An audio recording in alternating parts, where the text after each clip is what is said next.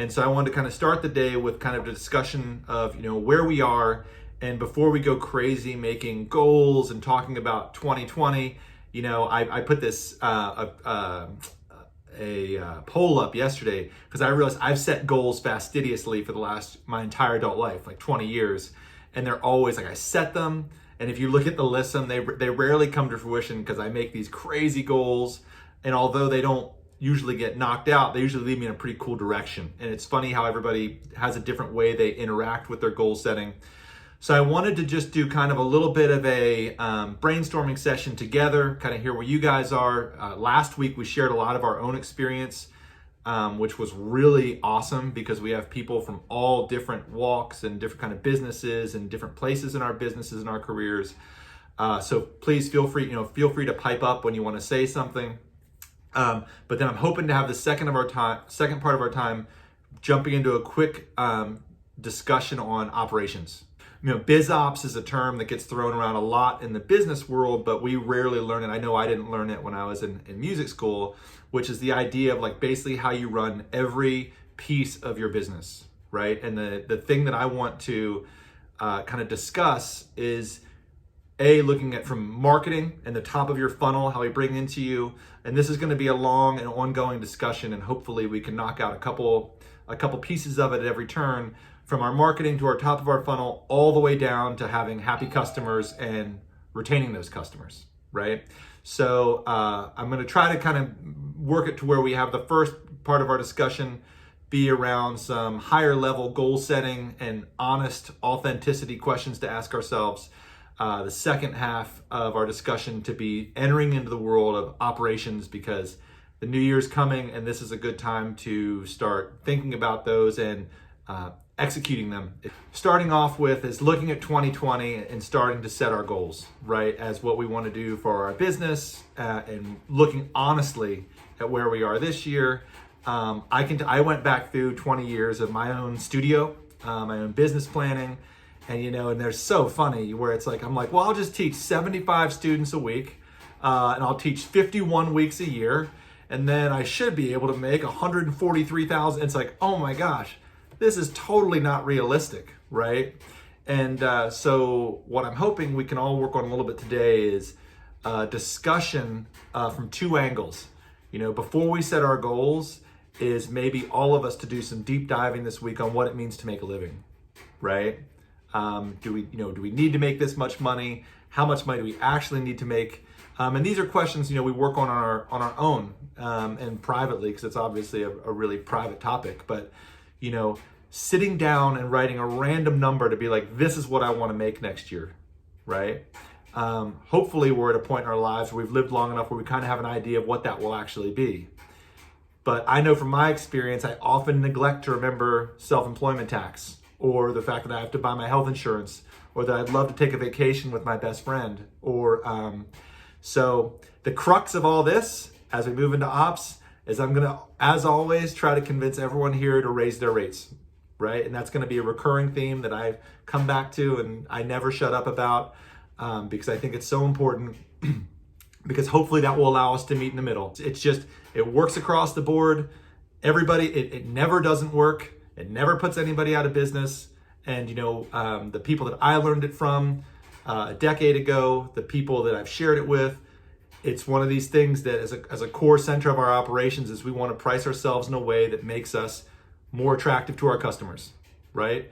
And that means not necessarily being the cheapest. So does anybody have, maybe something that they'd like to share as far as, or discuss as just kind of like, okay, what are my goals going into 2020? What is it that I really think I can do?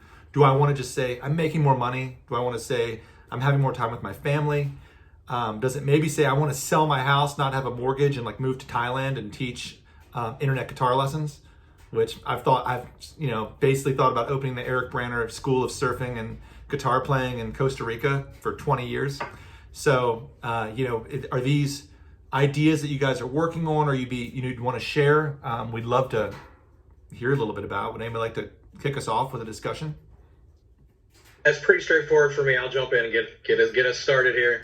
I think everyone here knows I'm at the very beginning, so I feel like I have a very realistic goal of getting 5 students. Um, Obviously, I'd like to do that as soon as possible, but realistically, I want to really take advantage of January, February, and hope that by the end, going into Valentine's Day, I'm feeling pretty good about where I'm at. Some of the challenges for me is I'm in a new market, so I don't really know anybody. That's quickly changing, but that's an uphill battle. And I've chosen to teach in my students' homes to start out. So I've kind of got a little less to work with than probably most everyone else at this stage. So I'm in a great area. I think a lot of the potential students for me there's some really nice neighborhoods around here, Siesta Key and all the beach neighborhoods and all that.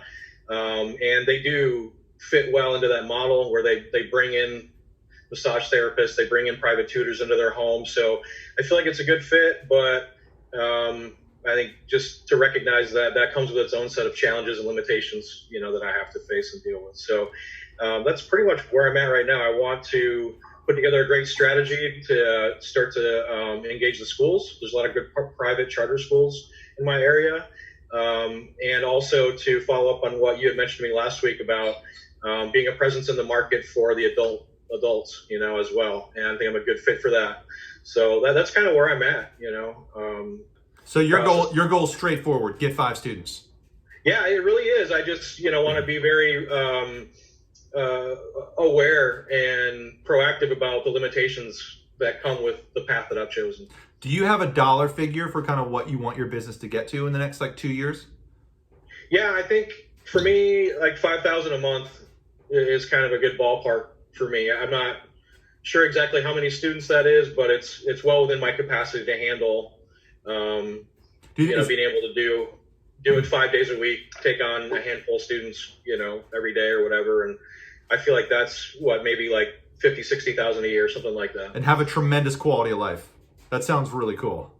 Yeah. Cool. Yeah. And, I know once I get to that point, there's nothing stopping me from hiring teachers and adding instruments and growing out the way I want to. Cool. I would absolutely love to be a little bit of an example, and I think that would only benefit me from all the feedback and support I would get. So. Killer.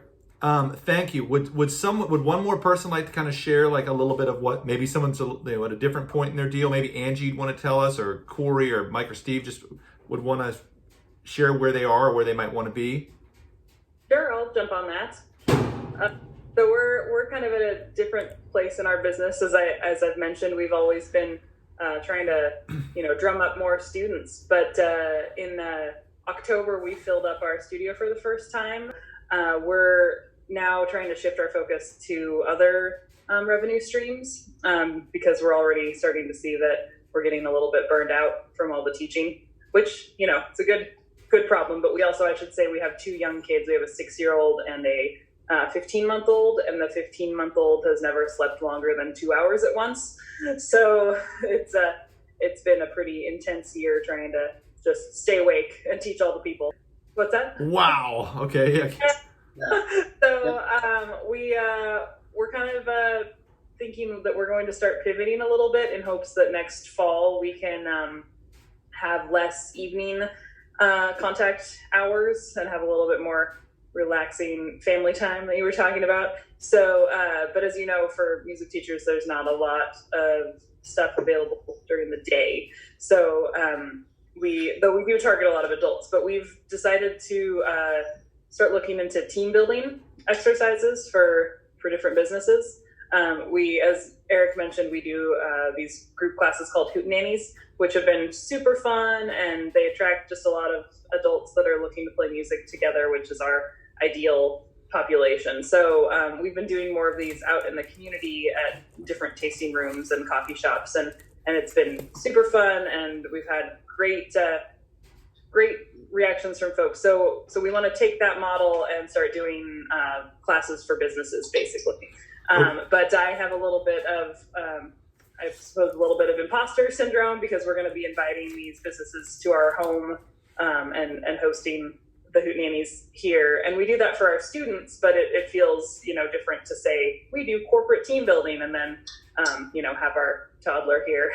Angie, can I just want to interrupt you because basically we could all just end this meeting right now. That is the best idea of all time, which is figuring out how to be a creative and pivot into the corporate space. As you were talking, I was like, Steve, why aren't you doing creative workshops for Microsoft? I want to, because I have a couple thoughts I want to make sure that we track here. Because you said a lot of stuff, but my one, just yes or no, is your business right now at a place where it gives you the quality of life that you want? Like, you didn't mention anything about money in your discussion. Oh yeah. So, which is cool. So are you happy with how your business is operating? Is your business is it like giving you the life you want right now? I think we're pretty close. We would like a little bit more capital, so our goal is to build like a rental space in our garage for other teachers, and so we make enough that I think that we're comfortable and relatively happy, all that good stuff. But if we want to ever make any big business changes, I don't think we have enough to play with. So I think that's the goal, is to start having a little bit more wiggle room business wise with that kind of income, so we can do some construction. It sounds like, what I'm hearing you say is you're in an amazing place. Like, because 99% of people that have music schools would not say, oh, we're pretty close to being comfortable, right? That's not really what how most people rock it. What you're saying, your idea about this corporate thing is so good. Where you guys are is like, you would have a very different, your goals are to make the same money in less time and then to pivot into this new space. Because if you can make that work, if you can get 1 or 2 clients a month, that will change. That you'll be able to take 3 nights off a week of work, and plus the impact there is amazing. Angie, that is a great little pivoting moment in the conversation too, that I think might lead to another one down the road, because that's something we could all do where we are, right? Music teaches us how to listen. We could teach. I could show up to a place with 8 guitars and take 8 execs and do it all. I do it all on listening to each other, right? Or being creative. I mean, there's so many ideas that you could work around this. It's brilliant. Leadership and independence. Yep. So thank you for sharing that. That really got my attention. Maybe you're there somewhere. And Corey, can you hear us? Are you there as well? Do you have any? I know you have a lot of stuff going on. Do you have some kind of things as far as like goals that you're looking forward to that we can hear about? So what I do right now is I travel teach. Mm-hmm. So I have about 25 students, and under your advice, when we spoke a few months ago, I cut half my students. I was teaching 7 days a week, and I had 50 students, and being a single mom now, I couldn't sustain that. I needed to take a couple days off to be at home with my kids. So I raised my rates. I forced everyone to take 45-minute lessons, and that's helped, but I'm certainly not at a place financially where I quite want to be. And still, like, every month I'm like, if I had like 2 more students, I could probably make it work. But at the end of the month, I'm always like, oh, I'm running out of money again. Okay. That's a great, honest, authentic thing to know. Yeah. Yeah, it is. And I really hesitate. I've had inquiries about students that want to take lessons, and it's like, do I cut into my time with my kids on Mondays and Tuesdays, or do I just let them go? Because if I'm planning on moving, which hopefully will happen, I don't want to start a relationship with a new student only to 2 months later be like, see ya, I'm out of here. So I guess my goal is to get through probably January and get the hell out of California, because nobody in their right mind, unless they have, a $300,000 a year job, it can make a living here easily. Not in the county. I live in Marin County, which is... Okay. Well, so Corey, I love hearing what you're saying, because I've spent a majority of my life feeling that way too, right? With raising kids, trying to, and especially, doing as a single mom, doing the best you can. So this is and I love that you're honest. A lot of us are in this same kind of deal where we need to analyze our business model, and the concept is simply that if it's not working, it's not working, right? So either and it's the trade-off is like, do I give up half my Tuesday to make that work? And it's like, you're not willing to do that, right? Because you have life. And the other trade-off is, and you also might be moving, right? And rebuilding a whole different thing. So you've got like big stuff up in the air, and I think that knowing a figure, like there's a figure that you need to make where you are right now that you probably know that you could write down on a piece of paper, right? And if your business doing it the way it's running right now, you have to tweak something, right? And whether it's like you just have to bite the bullet and raise your rates again, although you think you probably couldn't, nobody in Marin County is going to care. But if they do, they can leave because if they're not able to make that model work for you, then it doesn't work. I really I want to be paid well. I want my students to be able to afford it. But there's always those students that I've been working with them for 5, 6, 7 years now. And I know that if I raise the rates on their family, they may quit. And that breaks my heart. They may quit. Well, that's not a lot of knowing. Because I've known them for so long, I'm familiar a little bit with their financial situations and, some things. And also I've raised my rates periodically over the years, although they do understand, cost of living is insane. And there's multiple sides to it. And you're like, I know their financial situation. Well, do they know your financial situation? Right? Because if I was studying with you and my kid was taking lessons from you and I knew you for 5 years and I knew what you were going through, I'd probably ask to pay your high rate because I don't raise rates on current students. I'm too scared, right? So I do all my experiment. So I list it as a benefit, and it's only because I'm chicken, right? I don't have the guts to raise rates on my current students, right? So what I do is I ramp them up on new students, and I constantly trying to test to find that ceiling. And I think Steve does the same thing. And the only time I've ever had clients discuss it with each other is the client called me that was paying less to say, hey, bump me up to your new rate. I know you got a mortgage and you're living in Seattle, because I'm human too. And they see me raising my family. They know what you're going through. So that's just a human way of doing it. But on a purely business side of it too, you got to make it work for yourself. And your demographic of where you live, maybe encouragement for you is like, instead of giving these new referrals away, right?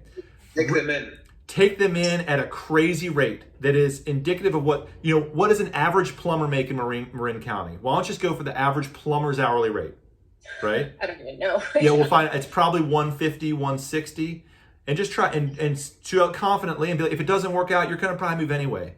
And you do that for a month with all your referrals you're about to get, and they're all just like, oh, great, cool, great, where do we sign up? And I want to add a question. Corey, are you doing house calls at that rate, or are they coming to you at the end? I go to them. I travel, yeah. I see. Right. Yeah.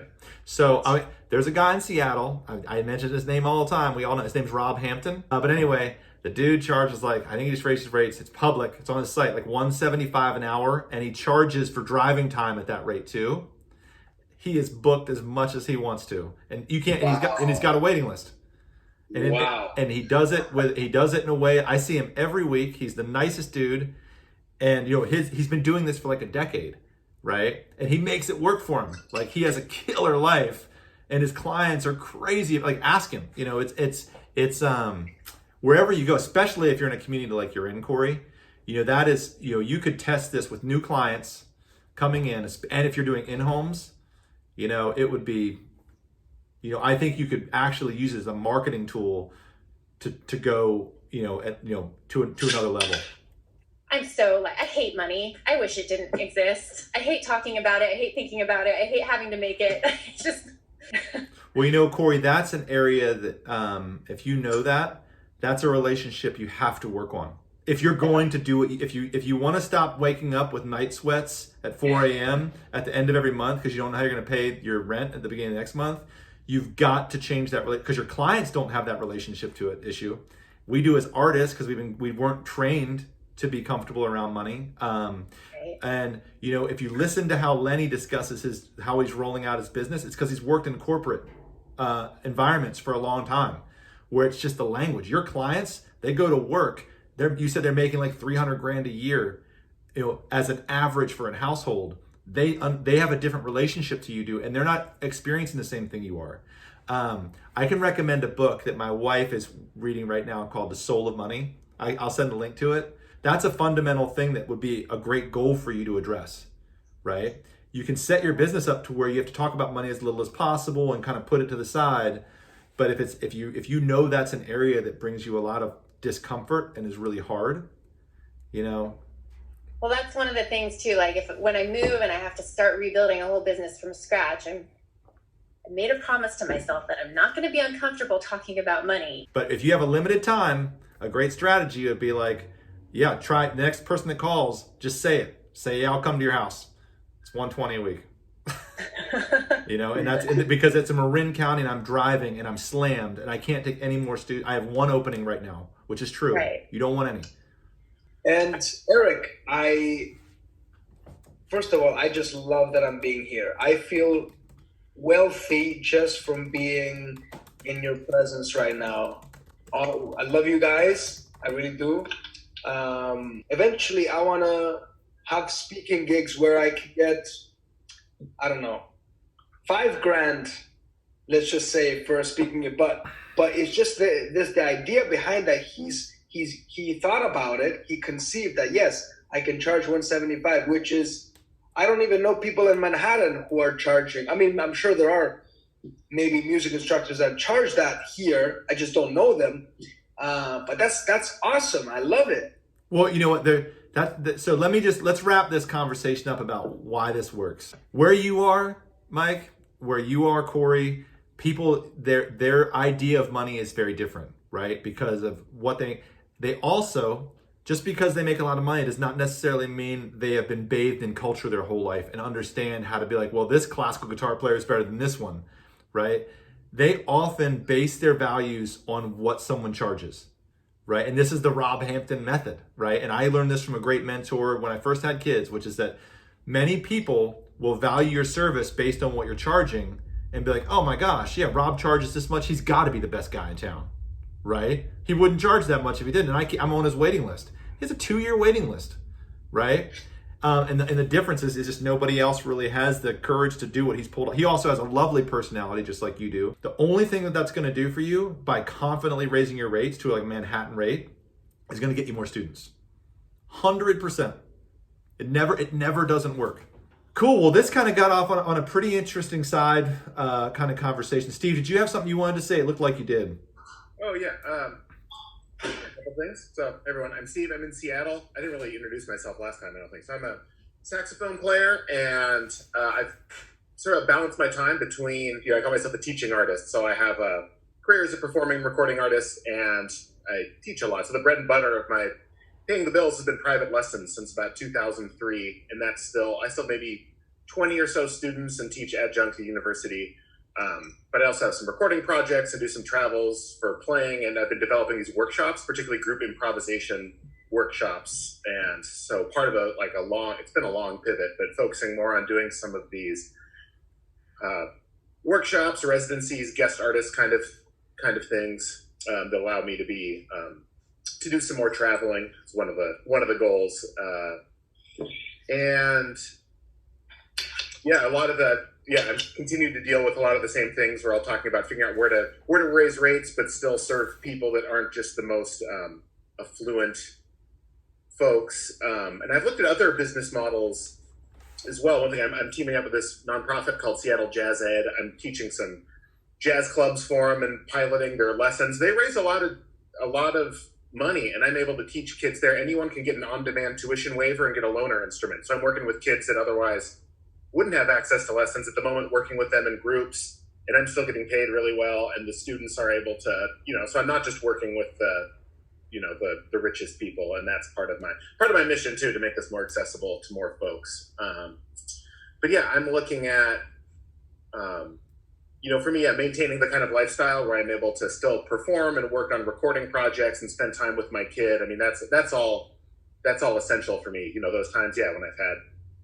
50 plus students. I know people that have like 90 students. I don't know how they do it. It's just totally burnt out, didn't have the time to work on the projects and be with my family and all that. So balancing all that. But yeah, being better at, I enjoy the part of like business development, relationship development, that, even the marketing part. But when it comes to like budgeting and personal finance, and, I hired a bookkeeper this year, so I can like look at the numbers, but it's still like, that's the part of the business ops that I'm just not great at, just crunching that stuff for sure. And I had another thought, but that's... Well, hey Steve, while you're thinking about that, let me cut it. So Steve would qualify as like ultra heavy, right? So like Steve's had like his album was nominated for Jazz Album of the Year. You know, big write up in the New York Times this year. Big jazz dude. Also a big educator. You know, Steve, what might be really cool. He's had a big, and he just keeps coming. Like, you know, he's on a real roll. He's really established in his career, and he's kind of like me, and that like we like to do our thing and just make it all work. Like I want to talk to customers. I want to build a product. I want to play music. I want to, you know, I want to do those things. I think Steve and I are really similar in that it would really behoove us to either have great help that people can help guide us into those things, but also to know like, where's my energy going? Like for me, I don't want money to be a barrier to people to study with me either. So if people ask for a discount or they need it, I give it to them. I charge enough that I can, right? You know, and I feel really good about what Steve's doing, you know, offering to do some work in the community so people can study with him. But like, and he talked last week about this idea about an income ceiling, which is something both of us, I think, are really, you know, aware and cognizant of, right? Is that you do this thing and it gets to a point where like you're at a ceiling. Like Corey, you're at a ceiling for what you're willing to do right now, right? And if you want to break that ceiling, you have to do something different. Corey needs to change your relationship to money and just do it, right? And prep for a move. You know, Steve and I, like, we're figuring it out. Maybe we need to start doing this Angie's idea of corporate day gigs together. Yeah. Angie's changed all of our lives today. Yeah, so it's a really cool conversation. Anyway, Steve, while I have you on this idea, put your blog up on Fons Family so we can make sure everybody's signed up for your email list, right? Steve's really good at communicating, and he does a lot of operations for his business that are communicative and say what he's doing. You can learn a ton from it, and you should all sign up for it, right? Sure. So if I could ask you, you know, when we're all done with this, like, you know, Angie, I'd love for you to make a post about what your idea is about this corporate thing so we can have that as a discussion that would branch out, right? Matthew, if you wanted to jump on and talk about what you're doing on the side, that'd be great. Because this is a great way to suss these conversations out and take them deeper, right? So we didn't get as much into ops today, and we will next time, talking about, you know, whether it's marketing or you know, the billing and the physical stuff of doing this, but I feel like this is really quality time spent together. Steve, did you have something you wanted to follow up with now that I talked to you? You did too. Yeah, so as we've been going along, I like what you talked about last time, sort of your North Star, you know, knowing what direction you're going in and why. But I've been moving away from like 5-year plans, like those kind of goals. I've been more about like projects, like whether it's a recording project or a writing project. Here's an event I'm going to put together, and just focus on, you know, one project after the next, and then having some kind of, you know, as systems, if that's the right word, or just ways that I've been developing on, like, okay, relationship development, you know, figuring out who's in my network, who I'm connecting with, and putting, you know, things out there on my blog, and then some of the coolest stuff that's happened has been a result of, you know, what are opportunities that come up with developing relationships and getting projects actually done. And there are things that end up being a little more nonlinear. Like sometimes if you just try to go straight at this goal, you know, it doesn't work out that way. It's like more of an oblique thing. So I've had better. Yeah, and there's, I mean, certain goals we can talk about for next year, but yeah, I'm just more in sort of project and systems mode. Yeah, well, you know, Steve, I think we're just really similar in that. I think we were on a real similar wavelength in how we like to work on, you know, the big ideas, like feeling good about waking up every day, you know, and for us working on those ideas of like, I want my teaching business to make X amount of dollars next year, right? I need it to do that, right? That's hard to do, right? But it's Corey has to do it, right? Because you're up kind of up against a wall with it. You got to do it, and you will, and it'll be awesome. Mike, you should do it because you're in flipping New York. Lenny's goal is awesome, and I want on what Lenny. I love that it's 5 students by like, you know, February or whatever, right? In-home lessons, setting, all that other stuff is kind of just can be ancillary, because when what you're really setting, Lenny, is your goal to get 50 students, right? If you want them, because if you can get 5 students, getting 0 to 5 is way harder than getting 5 to 50, right? And it is Right. just, and from 5 to 50, it's the fun stuff, like showing up to recitals, holding hootenannies, like Angela's, like getting the word out about what you're doing. You're in this mode called hustle mode, right? Which is just like, you got to get out there and be awesome. And and I know you're going to do it, and it's going to be fun to watch it. But I think it'd be great if you'd share your progress, like with the rest of the group. Just be like, dude, this is what I'm doing this week. Well, friends, we only have a few minutes left. This was massively inspiring. I love the direction this is taking. I want to get in a weekly cadence of making this channel available for anybody that wants to join it. Please feel free to invite your friends to Fons Family if they want to, regardless of what they're doing, if you think it could be something that could be of value to them. Because like the goal is to make this information kind of spread out to where other people are doing it. We're all in different geographies. Like I'm not competing with any of you, right? Nor will I. We can all really kind of grow and tackle these issues together. And, it's cool to see what Steve's going through right now. So, Eric, buddy. As long as you will continue to get value from this, because I know that, you're like a superhero, man. Fons, teaching, possible MBA now. As long as you feel like you're getting value from this, I would love to be part of a mastermind that meets every week, 52 weeks a month, rain or shine. Awesome. Well, man, maybe it'll just be you and us, Mike, but I'd love to spend some time with you every week. That'd be awesome. Killer. If anyone has questions for me, feel free to DM me, or I'm always available. If anyone would like to connect with each other, it's great. Angie, I'm definitely going to follow up with you about because I have ideas for you that I think I might be able to drop some contacts for you in your area. Yeah, I'd love that. And I think I have some ideas about how you'd want to reframe the message. Right? Awesome. Right. Where I just literally, before I hopped on this call, I started a web page for it. So it's an empty template. I'm just going to fill it all in. Yep. So I really appreciate you sharing that. And I think that just that in itself is it's a lovely idea. And I'd love to hear about the business coaching you're doing. I think it's awesome you're doing that. So thank you everybody for coming. Was there something else I wanted to wrap up with? Oh, next time, I promise we'll get into more of like the nuts and bolts of making decisions to make the year a lot easier, right? Angie, I want to, when I heard about the way you're billing, I was really interested about, because it sounded really complicated to me, right, at first. And so maybe it's not, but the way, like... Years back, it was different. So now it's simple. A little bit more straightforward. They just pay by the year or the semester, basically. Yeah, I want to hear all about that and kind of get your take on it, and how that's working for you. So anyway, guys, thank you so much. If anybody has a question or something, I can hang around for 5 more minutes. Anybody else wants to jump off, go ahead. Or if they have a topic or a comment. If you talked about a book today, put it in the group. I'm collecting a list of like the Fons family book list that we'll put on our blog, because there's really cool and resources. Like I'll put Steve's thing there for people to check out. Matthew's income calculator. This is a really great thing to kind of start amassing. So thank you guys. Do it. Hey, see you guys next week. You're awesome. See you soon. Bye-bye. Bye.